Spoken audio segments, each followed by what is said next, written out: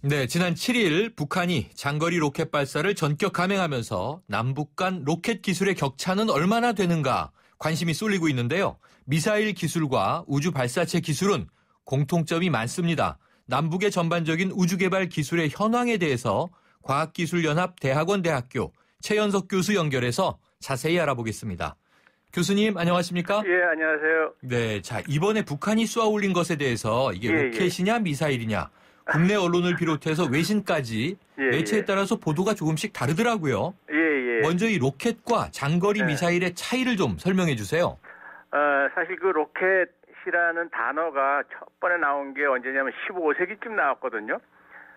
로켓이라는 단어가 이 세상에 처음 나와서 사용된 게 이제 15세기인데 그때 이게 무기로서 사용이 된 거예요, 사실은. 네. 그래서 어떻게 보면은 그 로켓 자체가 그 무기의 일종으로 이제 개발이 됐는데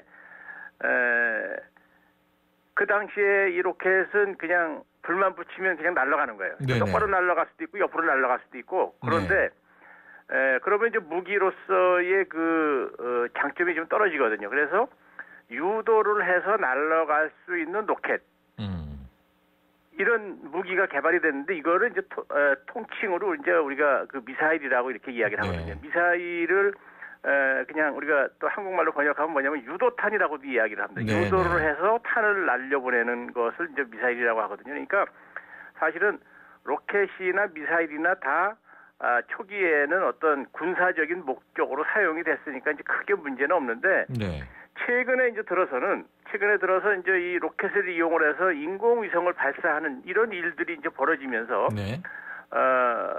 그 로켓 추진기관에 로켓 전체 날아가는 거에 이제 전체가 사실은 로켓 그 추진기관이거든요. 그 앞부분에 그 탄두만 빼놓으면은 그래서 이런 로켓 추진기관의 앞부분에다가 탄두를 달면은 이런 경우는 그냥 우주 로켓이라고 이렇게 이야기를 하고 그리고 앞부분에 탄두를 달게 되면은 우주 발사 그 미사일이라고 이제 이렇게 우리가 표현을 일반적으로는 이제 해줍니다. 그렇군요. 그런데 이제 문제는 이 로켓 이제 지금은 로켓을 개발할 때 인공위성을 전적으로 발사하기 위해서 만드는 로켓도 있고 미사일로 군사적인 목적의 미사일로 사용하기 위해서 로켓을 개발하는 경우도 있어요. 그런데 이제 북한 같은 경우에는 지금 미사일로 사용하기 위한 목적으로 이제 로켓을 만드는 거죠. 그 차이는 미사일이라는 거는 전쟁에 사용돼야 되는 거기 때문에 아무 때나 발사를 할 수 있는 이런 그 시스템을 갖추고 있어야 됩니다.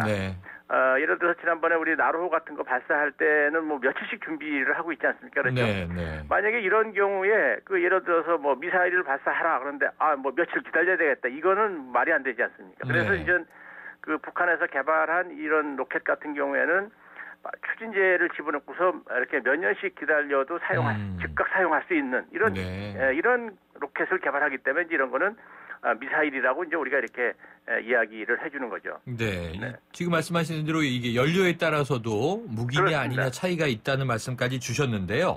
지금 언급을 해주셨으니까 이게 로켓과 미사일 정말 한 끗 차이다 이런 생각이 듭니다. 그렇다면 다시 한번 그 우리나라의 나로호와 이번에 북한이 쏘아 올린 광명성 어떻게 다른지 좀 설명해 주세요. 우리가 발사했던 이제 나로호는 1단 로켓에 이제 방금 전에 이제 말씀하신 것처럼 추진제의 종류가 사실 상당히 중요하거든요. 그러니까 이제 추진제 중에서 이 로켓은 공기가 없는 우주를 비행할 수 있는 유일한 물체입니다. 사실은. 그 공기가 없는 우주를 비행할 수 있다는 이야기는 뭐냐면 산소를 가지고 다닌다는 이야기거든요. 그러니까 이제 산소를, 나로호 같은 경우에는 공기 중에 있는 산소를 액화시켜서 가지고 다니는데, 이 경우에는 영하 183도에서만 액체 상태로 있을 수가 있어요. 그러니까, 이런 경우에는 그냥 그 로켓 그 연료통에다가 액체 산소를 집어넣으면은 늘 이제 증발을 합니다. 왜냐하면 물을 183도로 끓인 거나 마찬가지입니다. 그러면 수증기가 계속 나오는 것처럼. 그래서 이제 이런 나로호에 사용됐던 이런 추진제 같은 경우에는 장기적으로 보관하는 게 힘들고 바로 발사 직전에 이제 집어넣어서 이제 사용을 해야 되는 반면에 그 북한에서 발사한 이 광명성이라는 로켓 같은 경우에는 그 액체 산소 대신에 질산이라는 걸 사용합니다. 그래서 질산은 그 실온에서 액체 상태로 있을 수가 있습니다. 그래서 장기적으로 아주 쉽게 그 보관이 가능한. 그래서 이제 이런 경우에는 그 대신에 이제 질산 같은 경우에는 아주 독성이 심합니다. 그래서 그 미사일의 사용은 되지만 전 세계적으로 이제 이런 어떤 평화적으로 인공위성을 발사하는 로켓 같은 경우에는 거의 사용을 하지 않는 워낙 그 환경적으로 오염을 많이 시키기 때문에 이런 차이가 아주 큰 차이가 있습니다. 네, 교수님. 이게 발사체의 핵심이 이제 일단 추진체라고 들었는데요. 그렇습니다. 이 북한은 2012년에 거의 독자 기술로 은하 3호 발사에 성공했다. 이렇게 이제 기록이 돼 있는데 우리 나로호의 경우에는 러시아에서 도입을 했잖아요. 그럼 적어도 이 추진체, 엔진 기술 북한이 우리보다 앞서 있나요? 앞서 있다고 볼 수가 있죠. 왜 그러냐면은 사실 그 광명성 그 발사체의 이제 그 광명성 미사일의 1단에 추력이 27톤 정도 되는 엔진이 4개가 들어가거든요. 근데 그 엔진 자체를 우리가 노동 미사일에 사용됐던 엔진이라고 이야기를 합니다. 근데 이 노동 미사일을 언제 북한이 독자적으로 개발해서 언제 발사를 했냐면 1993년에 발사를 했어요. 네, 오래됐네요. 그러니까 이제 어떻게 보면 1993년에 지금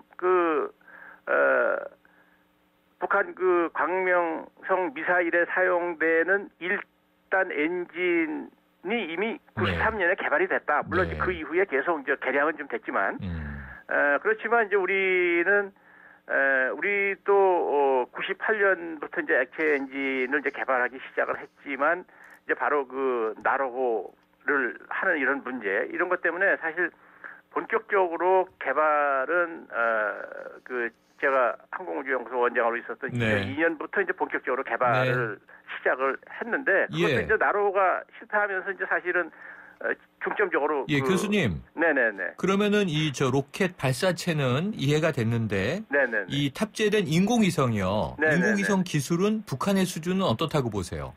북한의 수준은 뭐 아직도 상당히 뒤떨어져 있다라고 볼 수가 있습니다. 사실은 이제 지난번에 2012년에 그 광명성 3호를 발사할 때 거기에도 카메라를 실었었거든요. 근데 이제 그 사진을 찍은 거를 발표를 못하는 거 보면은 그 광명성 3호도 이제 그 작동이 안 됐다 이렇게 보고 있는데 며칠 전에 발사한 그 광명성 4호도 지금 돌고는 있지만 여러 가지 그 작동이 제대로 안 되고 있다 이렇게 이제 그 평가를 하는 거 보면은 인공위성 기술은 우리나라보다 상당히 많이 뒤져 있다 이렇게 볼 수가 있습니다. 알겠습니다, 교수님. 그렇다면은 이제 로켓 발사체는 북한이 좀 앞서 있는데 이게 무기용으로 이제 활용될 수 있다라고 보셨고요.